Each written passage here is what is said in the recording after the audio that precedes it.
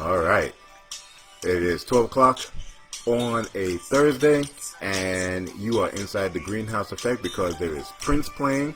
I do not own the rights to this music. This is Prince from the Originals album. This is actually one of my favorite albums that has come out from Prince. This is an album full of the original songs that he made for other people to sing. This is Manic Monday. And this was a song that the Bangles sang, or that he gave to the Bangles and they made popular. And so this is the one of the things about Prince that if you don't know about him, he loved to remake songs that he had given to other people to make. So there's Something Compares to You on here. I don't know if Sh's on this album, but it's on another album as well. And so it's one of my favorite albums because it is right up there with, if you know anything about Prince, the way he used to love to be able to take a song, give somebody a song, and then take it back and be like, nah, that's the way it's supposed to be, and run with that. That was Manic Monday. That's off the Originals album, and I do not own the rights to that music, so y'all could not sue me or whatever it is that happens, but at least we'll be able to play that first part. All right, welcome. It's Thursday. There's a lot of stuff to talk about. A lot of stuff to talk about. I don't even know where to start. So I think one of the places that I'm going to start is I was uploading stuff to my YouTube channel, and so I started, actually recording. Is anybody out there? There's no comments. This is weird. Normally there's at least one random comment by now. And so I was uploading stuff to my YouTube channel, and I noticed, I look a lot different than I did. All right, L.R. Evans. Oh, okay, cool. I just want to make sure my mic is working. I was like, there's nobody out there. All right, so one of the things that I noticed was that my face has changed, and my the beard, or the beard has grown a little bit, so it's a little bit less scruffy. Let's see if I can get that to. So here is right here, right now. If you have gray hairs do whatever they want to do. It's like old people. You know how old people do whatever they want to do? Gray hairs do whatever they want to do. You can put whatever things you want on them. The black ones will be like, yeah, oh no, I see what you're doing, and I'll oblige with your comb and your brush. Gray hairs are like, nope, I'm going this way. I'm gonna stick straight up. You can cut me if you. Gray hair is the worst, right? Anyway, so I've just noticed that my face and my beard and everything is looked a lot different. You're older and rounder. Jeez, thanks, Anna. Jesus, coming right out the gate and just jacking people. I'm actually lost weight since over the the summer through the whole quarantine. I've actually lost weight, which is really interesting and really cool. Part of it is because everybody keeps on talking about the fact that they're gaining weight because they're cooking so much. I think I'm actually losing or getting a handle on my weight because we're eating at the hours you're supposed to eat, right? So I wake up in the morning, have breakfast, and then we have lunch at around noon, and then we have supper, because apparently I only serve supper because it's at between 6 and 7. So we're eating supper at 6 o'clock most nights. If we're eating at 7 o'clock, it's because we're late. And then by the time you get to bed, you've had the chance to digest all of this food, right? So you're not going to bed with heavy food on your stomach, and so I really think that that's part of the things that's been attributing to me getting a handle on my weight. Plus the fact that it's summertime and I'm riding again. So, it's like you ride 40 miles in one clip. Some of the weight's going to come off. Anyway. But, but I look a little bit different than the first couple of videos that I put out there. So it is what it is. So today was funny because I got the doorbell rang, and it was our mail carrier, and she gave us a package. She gave me a package, and I was like, I don't remember ordering anything. I really did not remember ordering anything. And so I looked at the package, and it was a package that I had ordered in March. I saw a Facebook ad. It's for lighting in the backyard. I saw a Facebook ad. I was like, oh, I'll order this now. By the time it gets here, it'll be in time for summer. March, I tell you. I ordered something in March, and it just got here. Now, I'm two minds about that, right? So a lot of the stuff that I order, if I order it off of Facebook ads, because I know a lot of people don't like to click on Facebook ads, primarily because when you do, all you will ever get are ads for that thing that you clicked, right? So if you click on shoes and you think, okay, I'm gonna buy a pair of shoes, every ad that you will see now are for shoes, and you will only see ads for shoes. And so that's one of the things that happened with, okay, I'm going to turn this down a little bit. Right. Okay, good. Because I want to make sure that the comments are coming through. All right. So one of the things that I ordered, so I order stuff that I will not need tomorrow, right? So I'm not ordering, stuff that's really important. And I also only order stuff that I'm fully fine with losing that money. So like I never order anything off of Facebook that is more than $50, right? So if I lose $50 on something, then I'm probably not going to remember it. The other thing is that I always use PayPal. PayPal has saved me for a couple of different times, primarily because something has not shown up, and I was able to say to PayPal that thing didn't show up. All right. And so I ordered these lights from PayPal, off of Facebook. And the good thing is that I ordered them so long ago, I don't even remember getting them. But the other piece of it is, now that they're here, I have a new thing to play with, right? And I don't even remember spending that money. So there's good things, bad things. I don't have a real hot take on this whole thing. I just got a package today, and it was like Christmas because I didn't remember ever actually ordering it. So if that works for you. The other thing that I wanted to jump on before I got into, because I know we all want to talk about Kamala Harris. The one thing that I wanted to jump on is this piece that is behind me here.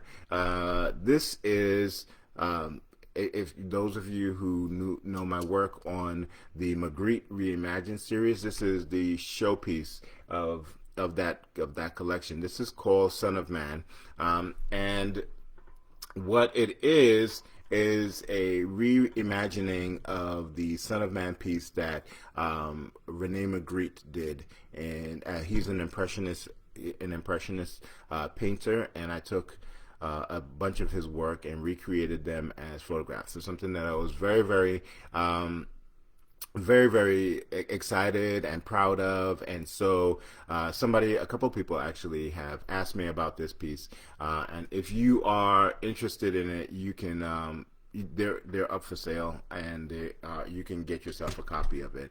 You can also see the entire collection on Greenlight Photography, greenlightphoto.com, and I'll put the information in the chat a little bit later on.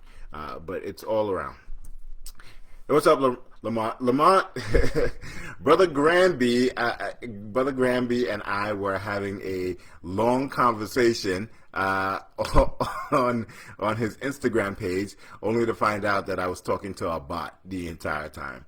Yeah, I got caught up talking to a bot. I was like, why is Brother Granby talking to me this way? This is not the way that he would say this thing, and his punctuation and diction on this thing is just off. So I eventually messaged him on Facebook and realized I've been talking to a bot. So they get the best of us. Got me this time. All right, let me keep my arms down because I am sweaty. All right, so let's talk about Joe Biden's choice for vice president. And so here's the first thing that I need to that we need to agree upon. Joe Biden, for those of you who are who would vote for him, Joe Biden could pick a banana peel and he would still be the person that people would vote for in order to get the orange scourge out of the White House. Right? So let's not pretend like Joe Biden picked Kamala Harris because he wanted to secure the black vote, or he wanted to secure a particular vote, right? Hey, Nays online. This is not one of those things where, right, I need to make sure that black people vote for me, so I'm gonna get something that's I'll get somebody that can secure that vote. The people who are going to vote for Joe Biden who were going to vote for Joe Biden before his pick have not swayed in the most. So that's a given. And the people who weren't going to vote for him and the people who were going to vote for Trump are not swayed by this in one bit. I do not think that there are black women out there who were Trump supporters who saw this choice and go, oh, wait a minute, I'm going to go ahead and vote for Joe Biden now because he has a black woman on the ticket. I'm pretty sure that that's not what's happening out in the world, right? So the other piece about it is that this is an amazing time that we are living in, where the woman got appointed, the woman got chosen, what is this, Thursday? The woman got chosen a couple of days ago. And the people on the left have already started tearing her down, right? So they're doing the job of the opponents, right? They're doing the job of the people whose job it is to find things wrong with the candidate that they're working against. No, they didn't even get a chance to come out the gate and say anything. The people who are supposed to be supporters of this party, the people who are supposed to be supporters of black women, immediately came out the gate and started with like, well, she's not right. She's not fully black because she's half Southeast Asian. What was the other thing? Somebody put up something that was absolutely ridiculous because both her parents are immigrants. She's not eligible to be the president of the United States, and therefore if Joe Biden kicks the bucket or steps down, she can't become president, and therefore this is a ploy to get Nancy Pelosi to be the president of the United States. Let me tell you something. This quarantine has done two things. It has shown how truly crazy people can be, but it has really illuminated the imaginations of the nutzos. It is bananas what I see out there sometimes, and the problem is that I can't tell sometimes whether this is like a joke, like somebody's putting this out as a satire, or if this is the way that these people really feel. It used to be that you'd be like, oh, okay, let me look to see where this byline came from, and it came from The Onion, and I was like, all right, this is satire. Now you don't know, especially with the president right now. We are, every time I see a tweet from him, I'm like, okay, this can't be real. This can't be what this man has said. And then I realize that this is absolutely real. So white supremacy is designed to do the exact thing. Yeah, to make you wonder whether things are real or they're satire, and just like implanted in your brain as real fact when somebody was being funny. Um, all the masks are coming off when Joe Biden kicks the bucket because he isn't lasting 4 years. Ah, come on. I mean, he ain't lasting 4 years.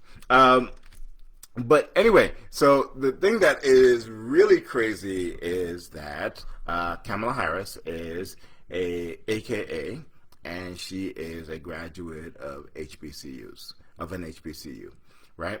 So she is part of the NPHC, the National Pan-Atlantic Conference, and she is a graduate of Howard University. So here's the thing. You will see, and this is for my people who have not been indoctrinated into black culture. So there are some people who are on this stream who some things about black culture are not germane to them. So I'm going to help you out right now. You will see people talk about her being an AKA.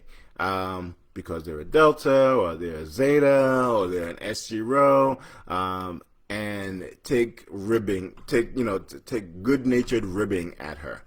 You will see people from Fisk and FAMU and Spelman make fun of Howard, the fact that she's a Howard graduate, in good-natured fun. Do not fall for the okie doke. And I hope that the people that I'm talking about will do these in closed circles and not do this out in the open where everybody can see who don't know what they're doing. The members of the NPHC, the Black Greek lettered organizations of this country, we take pride in poking at each other, right? So I'll talk crap about the Kappas, the Qs, the Iotas, and what are those other people? The Alphas. I'll poke fun at them all the time. At the end of the day, we're all trying to work to the same thing, but it's just like the boroughs, right? Like, so, I poke fun of the Bronx and stuff like that, but at the end of the day, we're all New Yorkers. Here's the piece of advice. Don't join in. Do not join in. If you see somebody poking fun of Kamala for being a Howard graduate or a Bison, and they're from Hampton University, and they say something like, well, it's too bad that she's not from the real HU, don't join in. Don't fall for the okie doke, right? And it's because what happens is that we can poke fun at each other, right? We will poke fun at each other.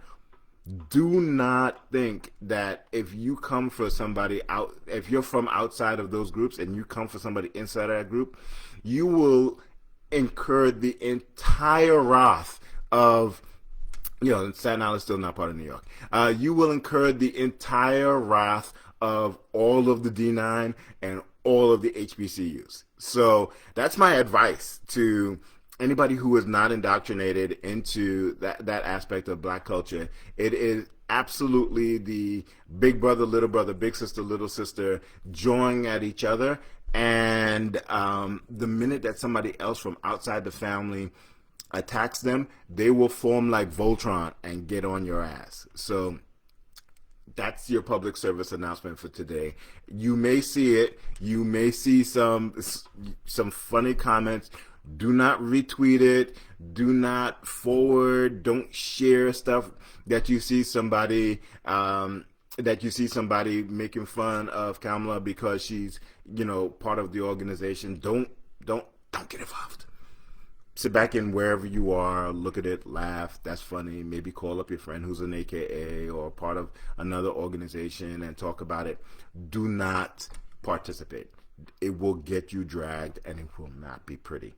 It will not be pretty. You've been warned, right? You've been warned. The other thing about it is that we are on the brink of having an amazing occurrence in our lifetime, right? So I'm going to put this out in the universe. When Biden wins, we will have the first black vice president, first woman vice president, first vice president of Southeast Asian um, heritage, and first Jamaican heritage, first woman of Jamaican heritage in the Oval House, in the Oval Office. Oh my God! Oh my God! Right? Um, I'm from Trinidad, right? I am a proud Trini. If Kamala becomes the vice president, the Jamaicans will be unbearable. And I know this because if it was a Trini, we would become unbearable. When Lou Alcindor changed his name to Kareem Abdul-Jabbar and people realized that he was Trini, we were unbearable. When Hazley Crawford won the 100 meters relay, we were unbearable. When Usain Bolt became the fastest man in the world and literally an icon in the track world, Jamaicans were unbearable, and they still are about Usain, right? But if she becomes the vice president and then presumptive president of the United States, whoo, child, you're gonna see Jamaicans talking about Jamaica needs to be the next state, right? It is. It's gonna be bananas. It's gonna be crazy. And I love my Jamaican people. I love everything about y'all. Almost everything about y'all. I just don't want nobody launching a rocket launcher through my house. Just don't. Anyway, but I love my Jamaican comrades. But like when y'all get proud of something, when one of your people succeeds, woo, boy, it is an amazing thing to watch. And if you are on the outside looking in, just gird your loins is all I'm saying. Just gird your loins. So it's gonna be crazy. I think I'm not too familiar with, and I will say this with all honesty, I'm not too familiar like how Indians get down when one of their own is like at the forefront. I don't know that I watch cricket all the time, right? So when India wins the cricket match, it's a big deal. But I have not been in the country, like this country, when something really great has happened for the Indian contingency, and I'm sure there's riotous wherever they are. There's strong communities in Queens. There's another strong community in Brooklyn. But like she's part Indian, part Jamaican. She is, and somebody was saying that Jamaicans are not really black. I was like, good Lord, y'all are just pulling at straws at this point, right? It is going to be an amazing thing to watch, and the day of the election night, the day after the election night, I just want to drive through these neighborhoods and watch what's happening. I'm not driving through. I'm just driving through. I'm not going to stop because it's probably going to be a crazy house. Anyway. So yes, and so Felicia said, "Can you write down that warning?" Yeah, I might have to because people gonna get caught up. That's the problem. People gonna get caught up. It's like, oh, look, they're taking pot shots at Kamala. I'm just gonna go ahead and forward this thing, and just it's gonna be the end of them for that. All right, I'm gonna take a hard pivot. I want to talk a little bit about college football. So college football is probably not going to happen this year. We have major conferences. We have, I think at this point in time, two of the top five conferences saying that they are not going to play football this year. They're canceling all their sports, including football. And people are losing their ever-loving mind. And so we're back to this whole conversation about whether it is about being a student athlete or whether they are worried about their income. We already have Cheeto in the White House talking about that it's a bad idea to not let these students play football. So this brings back the whole aspect of the bring back the whole aspect of, are they really student athletes, or are they just a minor league for the NFL or the CFL, right? And so it is it is interesting because there are people like, we gotta let them play. We got and the student athletes are like, I want to play, but I also don't want to die, right? And so there aren't enough reasons to play, and so major conferences, and like once one major conference falls, it's a wrap, right? And so far, two of them have said that they're not playing, and so the Pac-10 is one of the bigger ones, and they've said that they're not playing. And so I can't imagine that the rest of these conferences are going to be like, oh well, screw the Pac-10, we'll continue to play. I don't think that that's going to happen. The smaller conferences have already said that they're not going to do it. There is a vibrant debate about the fact that these athletes, especially on the football and on the basketball court, are students in name only. So now is going to be the real test of it, right? So you've gotten a scholarship, they're not playing. What are you going to do, right? How are you going to to carry yourself? Because especially in basketball, the what tends to happen, especially if you are a high level player, if you know you're going into the NBA draft, what happens is that fall that you enter in, you take a bunch of BS classes, and a lot of them take a lot of athlete classes, right? That are sympathetic to athletes and all the rest of that stuff. So you take these classes. It doesn't matter what you get, right? Because the next, it only matters that you can play for the spring during March Madness, because the next season, and you don't even have to go to classes in the spring, because the NFL draft is right after that, right? So if you do well in March Madness, and you get picked up in the draft, you don't have to. You can declare for the draft right after March Madness, which means that you're out of the school before you have to take another class. So in essence, you've only taken one semester of real classes, and there are rumors, and I'm not going to be the one to go down that road right now, but there are rumors that those classes are BS classes, right?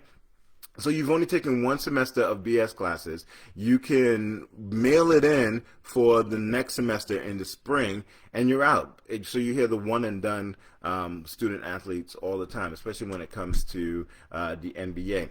NFL is a little bit different, because NFL, you have to spend at least 3 years in the school before you go into the NFL. And so those students have to be in classes on a more regular basis. They have to keep a certain GPA in order to play, yada, yada, yada, yada. So that tends to be a little bit different. Not a whole lot different, but it tends to be a little bit different. Anthony says, rumors. Yes, I don't have any facts, so I have to say allegedly, right? How about let's require them to take business classes to help their scholarships and help them out? So there are people who, when major athletes graduate from college, especially if they've only had 1 year of college, that are life coaches that teach them how to manage money and all the rest of that stuff. But that's a paid service. That's not a class that they take while they're in school. And so now that there will be no sports for the fall. Most schools are canceling their sports for the fall. What are these athletes going to do? Where are they going to actually go to class? The NCAA has some of the conferences are talking about not playing football in the fall, but trying to do their season in the spring. So that would mean that they would play in the spring, take summer off, and then have to play again in the fall. And so a lot of people are like, "That's crazy. That wouldn't work for these student athletes. It's taking advantage of them." But the student athletes want to play, but I think that the vast majority of them are like, "Look, I'd rather live, right, than play." But this is one level of having that conversation, like what are these student athletes doing, how are they interacting with the college now that they're not playing a sport, will they be held to a certain standard in the classroom now that they don't have the pretense of like, well, I'm in practice all the time and so I can't study, yada yada yada. So that's one aspect of it, but there are major boosters who are pissed off that there will be no football. There are major people. There are people who get major favors from the university, and and the university gets major favors from certain alumni in these schools that will not be able to draw that money in because football doesn't exist.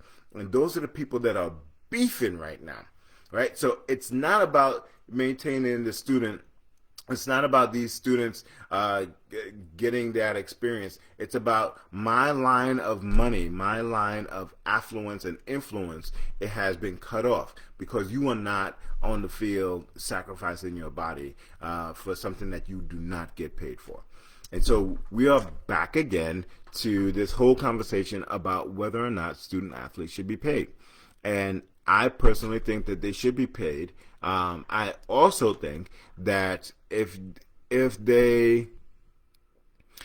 a student athlete, if the school is using a student athlete's likeness or number or name to sell merchandise or anything like that, the student needs to get a cut of that, if not all of that profits, right? The college should simply get what they put out, and the students should get that money, right? The college is making money hand over fist in every other aspect of this sport.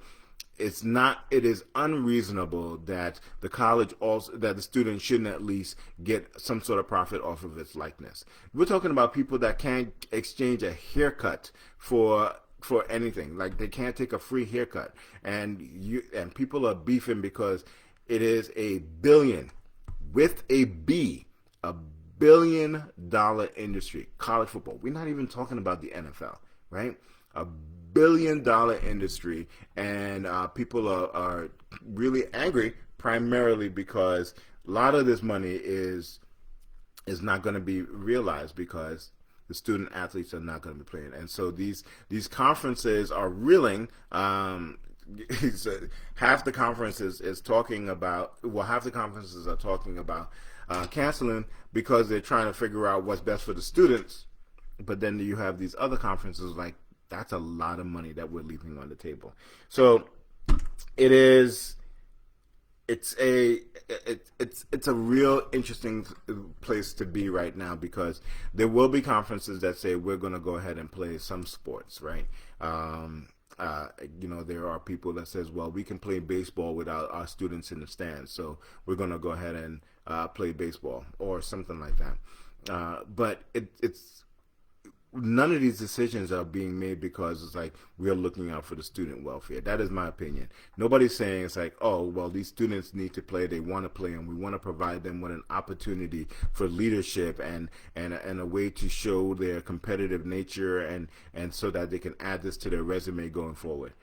I don't think that's the conversation that's happening behind these closed doors, right? So I wait to see how this is all playing out. We have professional teams that have all the money in the world, and they're still not able to get this right. They're doing it without fans in the stand, and they're still not able to get it right. We had the whole Florida Marlins situation where half the team got infected with the COVID-19. So, like, I don't see how they're going to be able to do it for going forward. But I sometimes go like, people, there are the people who are smarter than me who are making these decisions. At least that's what I hope, right? Speaking of MLB, the Yankees are tearing it up. Just swept the Braves. Where my Atlanta people? Is Mike on here? Mike, what's going on with your Braves, man? Like, the Yankees just like tore them up. Like, it was bad. It's bad. Swept them. But the Yankees are doing their thing, man. And I'm just happy to have some sort of sports back. We are, if you've looked at some of the stands, during these games, it's been very, very interesting. I forget what team it was. I think it might have been the Detroit Tigers that actually had a cutout of Bernie from Weekend at Bernie's. In the stands. And if I had ever actually, if I was a player and I was looking at that, I would not be able to concentrate because I would be laughing too hard. But that's just me, and I'm a simple man. Anyway, so one of the things that we've been doing during the Corona, but the other thing but we do it all the time, is that we have a screen and a projector, and we have outdoor movies all the time. And so we've been having our outdoor movie nights on the weekends. It's been pretty fun. The reason I bring it up is that we have been trying to hold on. It's creepy as all hell. What's creepy? Okay. Oh, it was Detroit. Okay, the Weekend at Bernie's thing. Anyway, so we have been trying to encourage our daughters to get more involved with some of the movies that are special to us, right? So we've played The Five Heartbeats as one of our movie nights. What was the night before that? The time before that we played Last Dragon, much to my chagrin. Oh, I can't stand The Last Dragon. Yes, I know I'm going to get trolled for saying that, but Last Dragon is not one of my favorite movies. It's really bad. I understand it's a cult classic, but it's really bad. We're trying to get them interested, and it's always funny because halfway through it they're like, we don't want to watch this, right? And so we're pushing hard to get them to be involved, but there's this thing about trying to get your children to be interested in shows that we used to be interested in. So you've heard me bemoan the fact that my kids watch Teen Titans Go, and it is a bastardization of both the original Teen Titans cartoon and the Teen Titans comic book. And so if you've ever seen Teen Titans Go and you've read even one comic book from the Teen Titans series, your head will explode. It is god awful, right? God awful. They also have a new Thundercats Go version of this as well. It is just awful. The kids love it though, right? And so there's this balance of, well, they're watching something that I grew up with, that I grew up enjoying, even though it's in a different format. But, it's really, really, really bad. So we spend all of this time trying to get our kids to really interact with something that was important to us. We keep all kinds of things around just in case they think it's interesting, and so we have something that we will connect with them. I'm constantly trying to do this with my kids.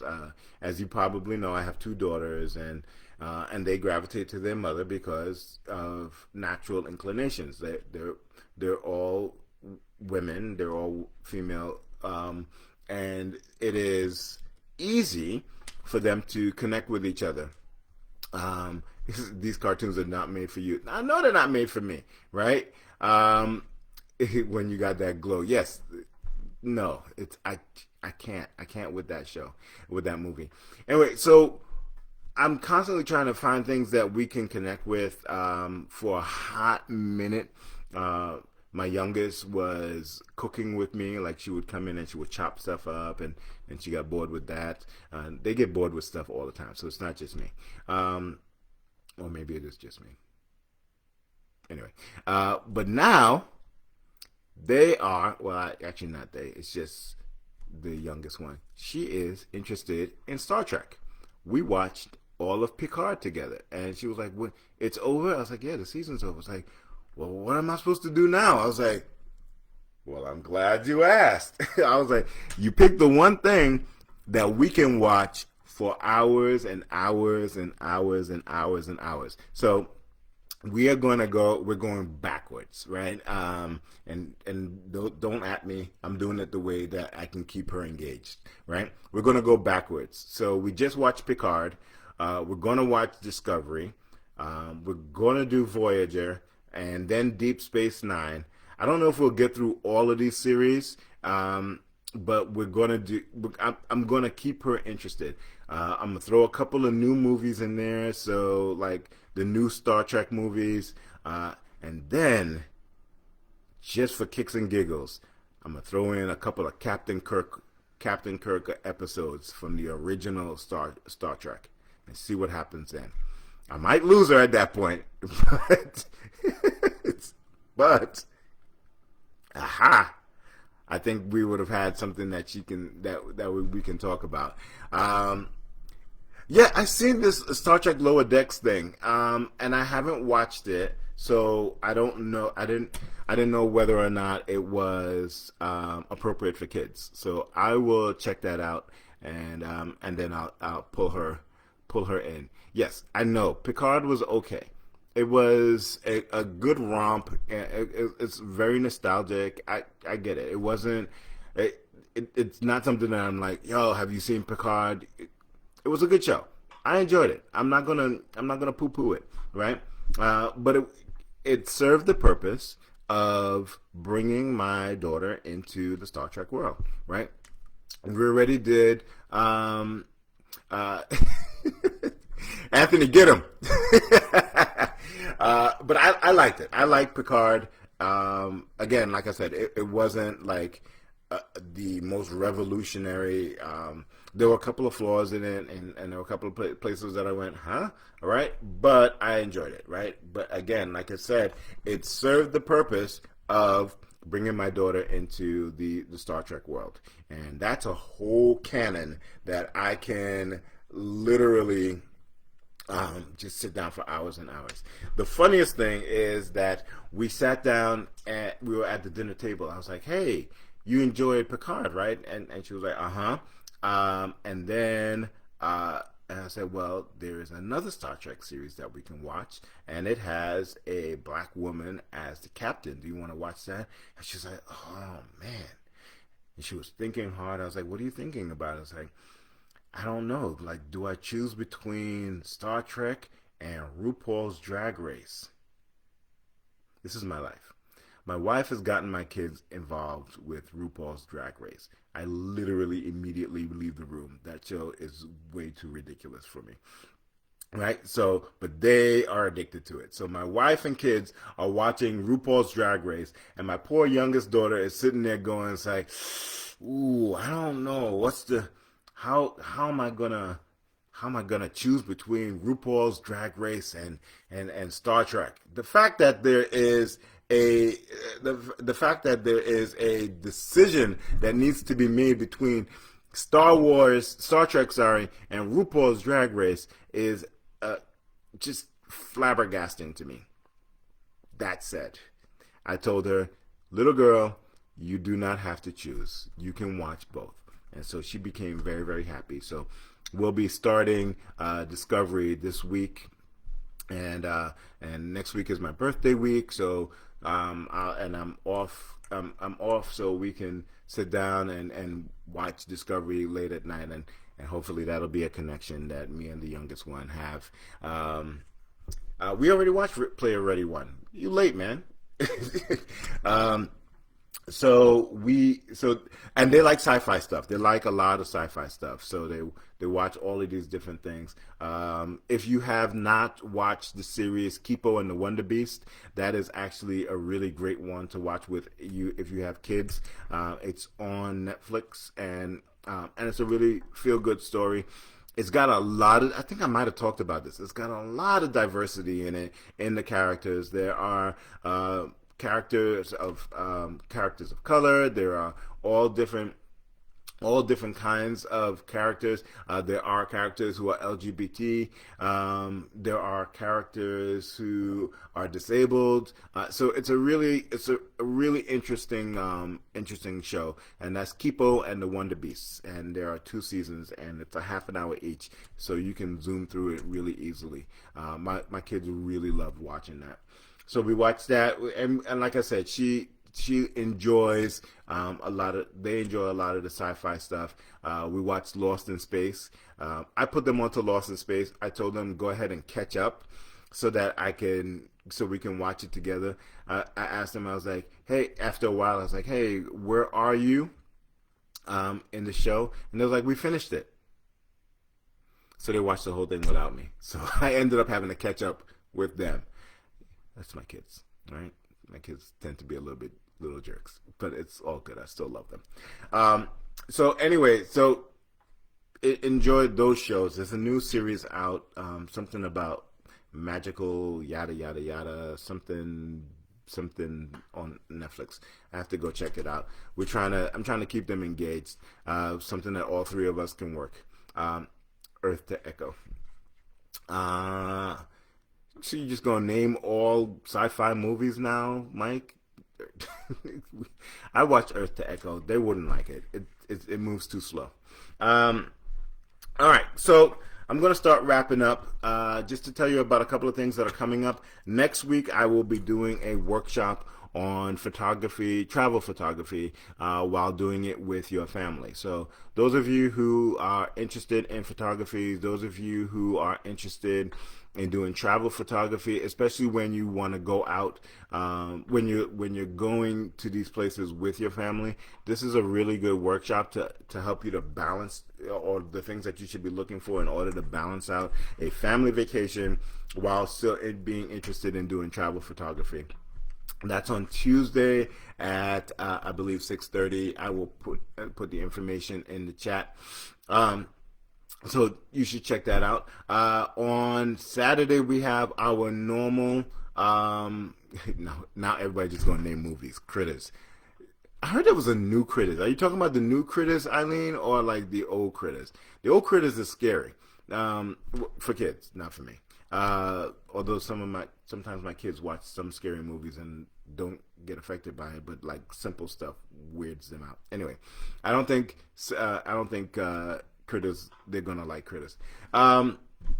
Anyway, so what I was saying is on Saturday we do our normal Saturday photography workshop. This Saturday is part 2 of lighting. So if you are interested in learning how to use soft boxes or what to use soft boxes for, things like that, check us out on Saturday at 5 o'clock.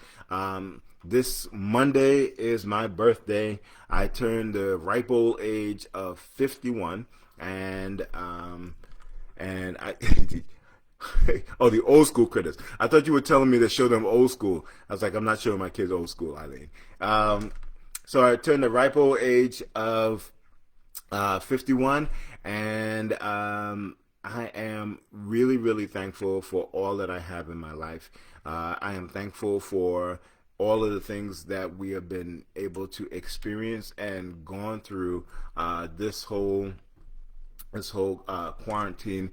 I am happy for my family. I am blessed to have them around me. I am blessed to have all of you as my friends. Well, most of you. Mike is still a weirdo. But I am really, really, really blessed to have seen 51 years on this earth, and I hope to see many, many more. I've told you guys that Leo birthdays in a quarantine is crazy. But I hope when this is all said and done that we can have a real celebration and we can all come together and do things that are then socially acceptable. Happy birthday, Dirt. Yes, I am old as dirt. But you know what?